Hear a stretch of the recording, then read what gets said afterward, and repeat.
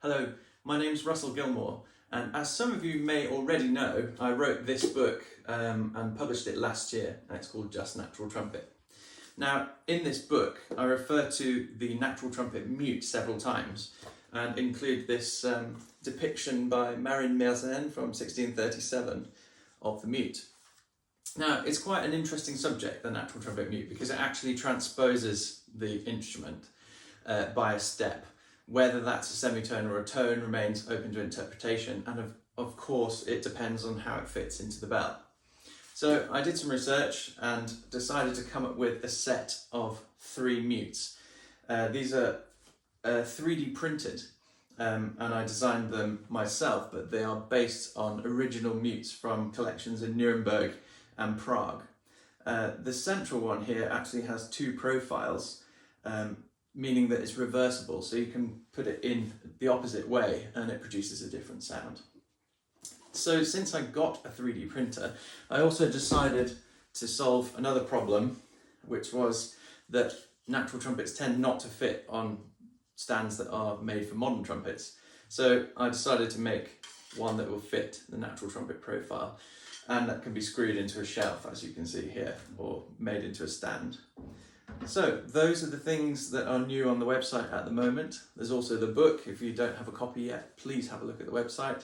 And thanks for watching. And now I'll play you some examples of me playing these mutes. So first of all, the pitch is. And of course this raises it by a semitone. And just so you can hear the different sounds of each mute.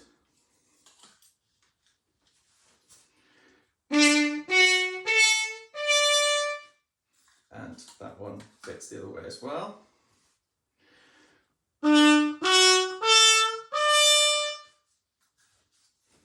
And finally,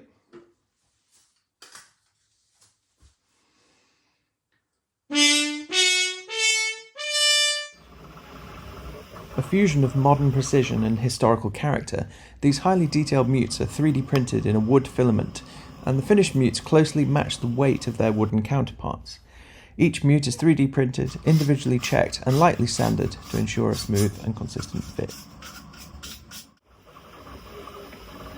So let's have a listen to see how they perform in the upper register.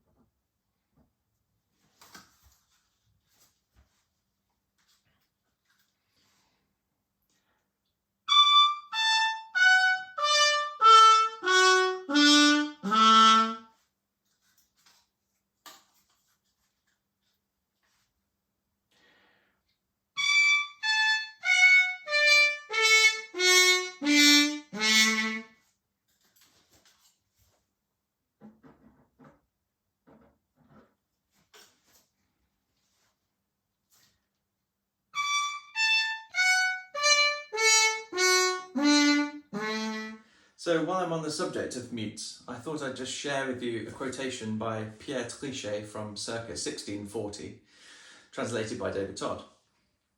Trichet said, "Before I end this speech, it would be useful and most fitting for me to say something of the mute, which is nothing other than a piece of wood shaped by a turner and introduced into the bell of the trumpet so as to stop it so exactly and in such a way that it be weakened, muffled and reduced.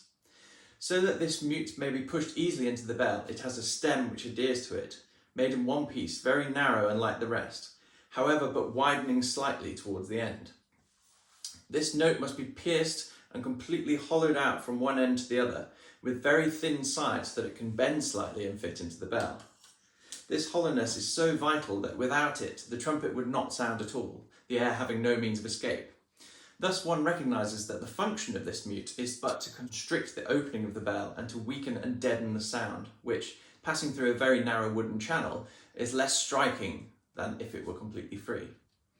That is why the mute is used when there is a fear of being discovered by the enemy, or when there is a desire to surprise him, as when one wishes to move and make a secret retreat, something which I must also do so as not to weary those who've had the courage to follow me thus far."